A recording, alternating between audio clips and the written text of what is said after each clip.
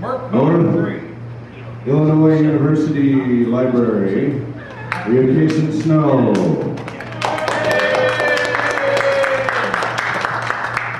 Speech, here. Okay. Okay, Michael. What I wanted to talk about today was the getting RPGs into libraries, and specifically in the public libraries, where they can get more exposure. As we've talked this whole weekend, you know, people talk about the negative publicity that RPGs get, and we can get around this one way by getting these RPGs into libraries, getting gaming groups set up in the libraries, even having people just stop by while a game is going on and observe what's going on and see that we're not learning mystic spells to take people's souls and all of that Jack Chick stuff.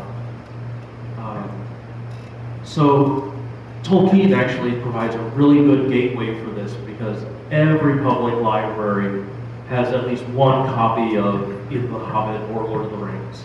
And most people have either read the books or at least seen the movies, and so they're passively familiar with it.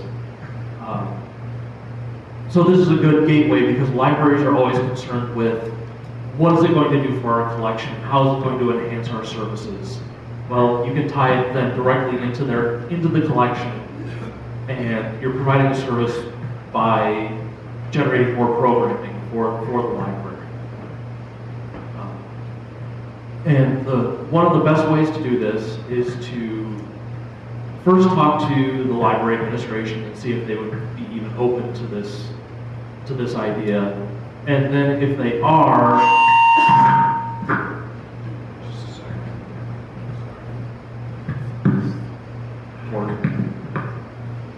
Now say, pick up where then, if they are. If they are interested in this, then you could take do a survey,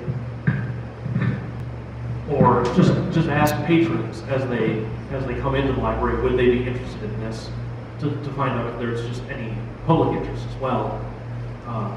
Once you get that done, then the best way to go about it is to set up, to actually write out a proposal and get as many hard numbers as you can, because library boards really like facts, and they like facts that make the library look better. You know, what are they going to get out of it numerically?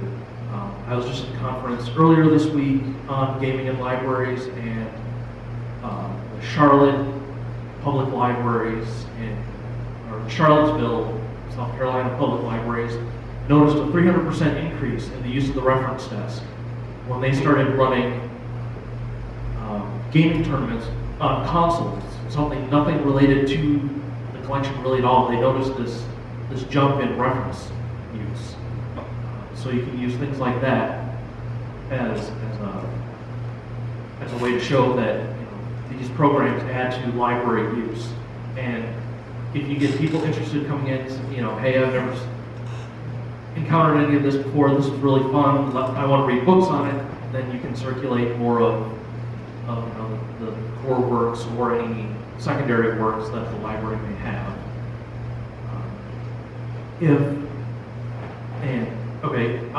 The main drawback with these RPGs is that, well, all of them for Lord of the Rings is currently out of print and hard to acquire for libraries, unless they can pick up a copy of Decipher somewhere fairly easily. So you could consider running a different system. Get a universal system like Dungeons & Dragons and adapt it using Hawk's AOT rules. And if the library then has a problem with role-playing games, they might not have a problem with the computer-based role-playing games, which they seem to be more open to, because it's flashy, it's loud, it's digital, it's what they consider the future.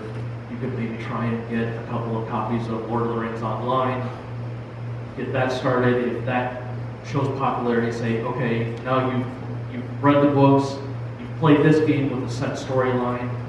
Now with a tabletop RPG, you can create your own storylines. Sort of halfway in between those is what Chris had talked about, the text-based play-by-post or setting up live journals and then playing in a forum environment. That doesn't require as much investment by the librarian to get copies of the game that maybe no one's interested in playing. It could also get around possible objections by organizations to having role-playing games in the library. So that would be a third option.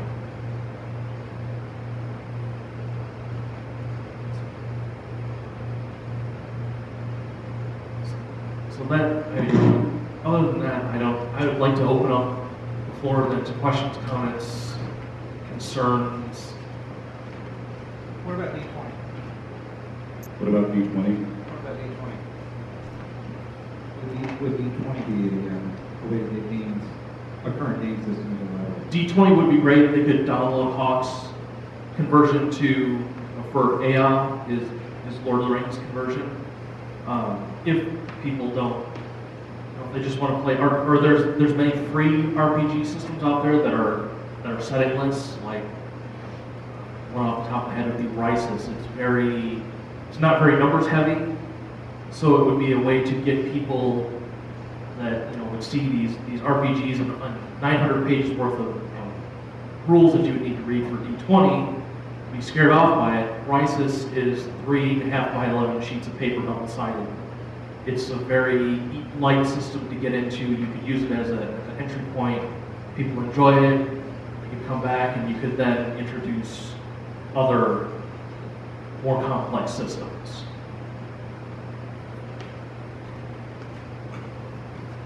What are some of the objections that libraries have had about carrying role-playing gaming material of the paper kind? The biggest objection, it isn't really an objection, it's more of a financial concern. Those items walk out the door. They get checked out and they never come back. Do they have an option for them that only can be accessed there in the library? Can't check them out? Yes, the other option would be keep behind the reference desk in a non-circulating collection.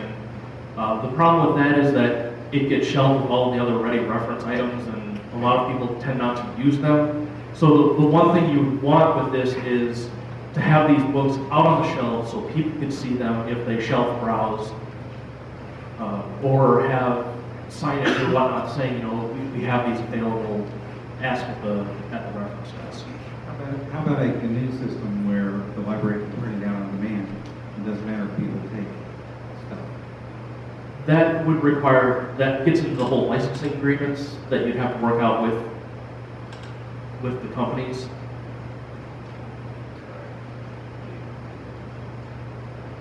Well, I see the point, but I was thinking in terms of if you create a generic system with some suggested ad hoc scenarios, of which no one one. But basically the library, to make it easy for the library, you set up a website where the library can go and just download printable materials with rules and things like that. Gamers would have to come in, I guess, with their own dice. Right. But the library then wouldn't have to check anything out. But the game could be, it might take a little game design, but you could make actual library research part of the game. And that would be definitely an option. And I think Christina wanted to say something about that. Actually, what I wanted to pick up on was your thing about if there's an objection in a particular library to role-playing games, just rename what you're doing, like with the forum-based or email stuff. Call it a creative writing project. Right, and that's where this kind of came from, is that on LiveJournal there are, I can't remember what the stats were, but there are thousands of groups of teenage kids taking the characters from Harry Potter and doing what-if scenarios with them. Right. And that's what could be done with Lord of the Rings. You could take the original characters and say, here you go, we're going to start out at this point, what do you guys do? Or we could do like we're doing here, take a different time period and say, this is the situation, what are we going to do? And just have no rules whatsoever, and just all narrate it out. And it becomes a creative writing project. Yeah, and I mean, here I suppose it would depend on how many Tolkien resources a library had, but if you did something like that, you could also organize a game in which would require the players to actually do research in the library, like what does it say about this period that you're playing in, and you know, this reference book, you know, or whatever. Exactly, or have links to online sources like Encyclopedia Arta. Yeah. No. Or whatever. Or whatever. Armandorian. Other people are saying that. Can I just say? We have a question from Finland Okay. in the chat room. He's listening live on the streaming. This is from Sir Wolf. He's usually in the Merp chat all the time. He says,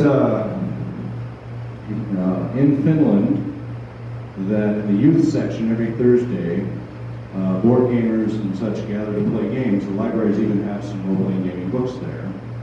And he says, unfortunately, though, they have very old games, but they have some free photocopied books, which is good. So that's just something he's commenting on there. And just thought I'd like to share that with you from around the world. And that's a great thing too, is you can not just make it role-playing games, make it a gaming night, have board games, have war games. I know Games Workshop 2 years ago made a big push for their Warhammer 40K to get into libraries. You can see if they'd be willing to help with getting their Lord of the Rings war game, which is a simpler system than 40K and perhaps more accessible to the casual war gamer. What do you do if the library's response to you when you ask them the question, would you like to put role-playing game books in your library? The response is, give us the books and then we'll decide what we're going to do with them. We'll sell them if we know what. That's a collection development policy that you would have to discuss with the individual library. If they don't want to collect them, that's their prerogative, but there are some sites online that you could, once again, just try and use numbers to make your case that these would be something good to add to the collection, these would be used. It's growing in popularity. I think we're getting now on the downslope of all of this gaming stigmatism that was around in the 80s and 90s, as it's made its way more into mainstream culture. Excuse me. So I had a question, but it just escaped my mind as I grabbed the microphone. It was related, oh yes, on the stipulation. If you donate materials to a library, can you stipulate their usage? So for example, say, you may have these as long as you allow them to be used on the facility, but if you decide you want to get rid of them, then you need to return them, something to that effect. Is that ever allowed? That is allowed. It depends on the institution again. At our particular institution, we do have some of these stipulations that a professor or an author would give us this set of materials, but it can never be deaccessioned, or it can only be used in this area, or whatever requirements they do put on. What kind of approach do you recommend for requests for facilities? I mean, this sort of adding role-playing games to libraries and games in general, they really require facilities, rooms, Right. and places that have snacks, sodas. I mean, it requires facilities. What sort of approach in general do you recommend for people if they want to approach the library about not only adding gaming materials, but having a gaming night, for instance, to request facilities? Gaming nights are fairly popular in a lot of public libraries. Most public libraries have a meeting room, or several, depending on the size of the facility. I know Ann Arbor public libraries has many events, gaming events, mainly console gaming once again, and they have snacks and drinks in their meeting room. Once again, it'd be something you need to work out with the library, in concert with the library, see what they have available, or if they don't have the space. Some libraries actually allow you to set up in the main collection area at one or two of the tables and actually have it in the public space. You want to well publicize that so people don't come into the library and hear a bunch of people hoot and holler and are scared off. Yeah, and for years that's where I went for my game session, was a local library. Apparently this fellow in Finland posted that there's a team building room which they can borrow and use whatever they want. Same thing here in the States. And the libraries are usually quite open there in Finland about role-playing games. He says that like the board gamers have done is borrow the room and set up shops every Thursday. And I comment back, yeah, you somewhere in here. It's more about the materials aren't there though. Right. Right, yeah, and it's just, it's part of a matter too of getting work into the schedule of the library. Most of these computer and console gaming events are on a monthly schedule. Have you thought about what kind of structure to set up to encourage the introduction of role-playing games, and bringing in new people that come by the libraries, or that may not even visit libraries, but to find out about these kinds of events and ways to encourage people who are interested or to learn that they're interested, these kinds of things, to get acquainted with each other, as well as to rotate the kinds of peoples that regularly attend these events, so it's not the same people every time. Sure. The best sort of it all comes down to advertising and marketing. The best advertising you can do is word of mouth. Have a successful event, and word will get out that you get to talk to each other and say, hey, I did this, it was really cool, they're going to have it next month, or whatever cycle you have set up. So they could bring in new people. Other libraries they set up either a wiki or part of the library webpage is dedicated to the gaming group, and it'll have all the announcements on the webpage. They do black and white flyers and hang them up in game shops, comic shops, all around town, just trying to get the word out there. And you can talk to the local newspapers, try and get an ad in the paper, possibly. I have a question about how we might be able to do this. For example, I've got a website, Tolkien Studies on the Web, which really, I have to think with libraries. And now that I think about it, I probably could do some stuff with libraries. Google Books in particular will let you see, if you're looking at a particular book, they'll show you libraries that have signed in your system. Right. They have copies of that book. So could we put together a kit that I could put on Tolkien Studies on the Web that would help people approach their libraries to initiate programs for gaming or discussion groups about not just Tolkien or England or anything like that, but about fancy topics. And that would be an excellent idea. Wizards of the Coast did that back in 2002. They did a big push. They would give away the introductory game and some literature on based on the experiences of one librarian in Arizona who set up a game group in her library.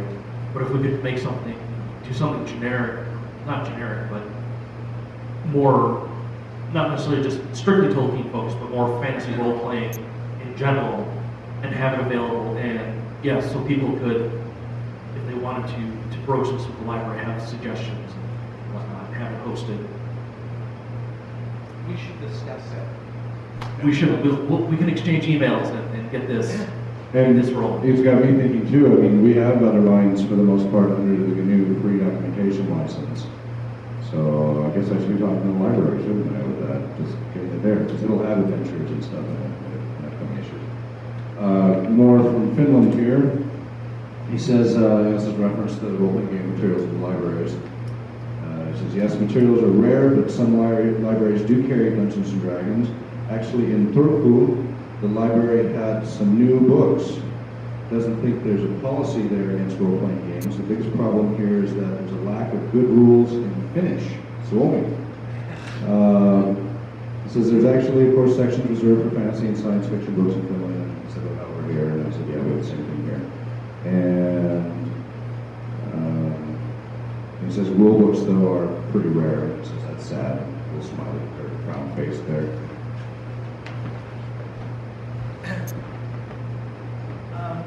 Besides, hold it closer. Okay. Besides talking to Middle-earth gamers here, wouldn't a logical next step for this type of presentation be to talk to the Library Association? Are there many librarians, or have you tried that? I'm working on it. I've just started getting into the gaming and library connection. I have an article actually under editorial review that's an overview of fantasy role-playing and has a list of 7 games that if libraries want to start collecting, here's some fairly popular systems, start with those and you can build from there. So yes, hopefully I will in the future be able to present at various library conferences. Okay.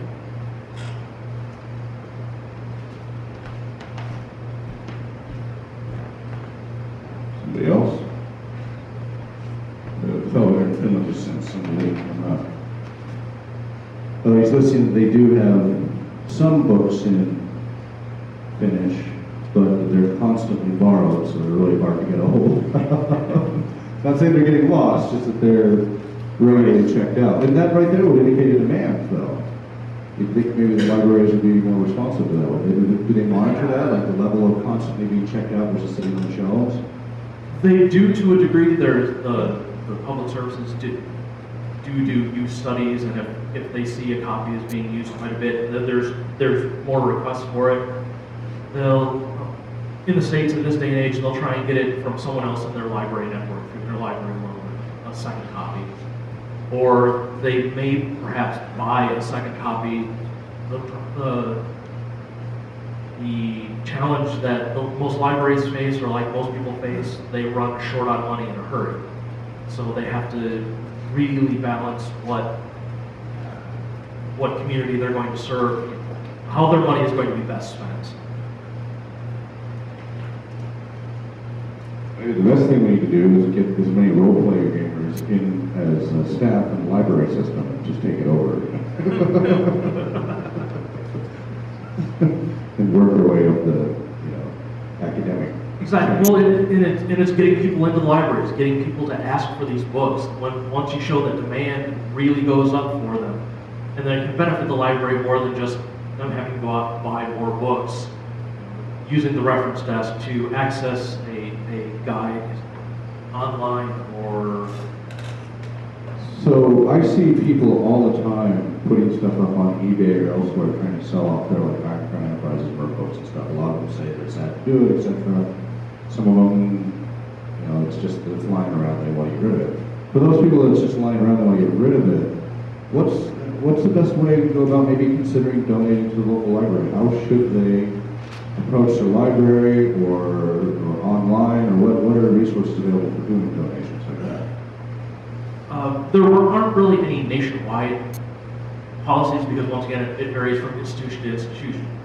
The best way to do it is call up your local library or wherever you want to donate these items and let them know what you've got, what their policy is on new donations, or go meet them face to face and discuss it with them. It's usually the donation policies are fairly general, so you have to work out specific details once again with each institution. Anybody else? Okay, I think that's a good slot. That's about what we were shooting for, or being on schedule here.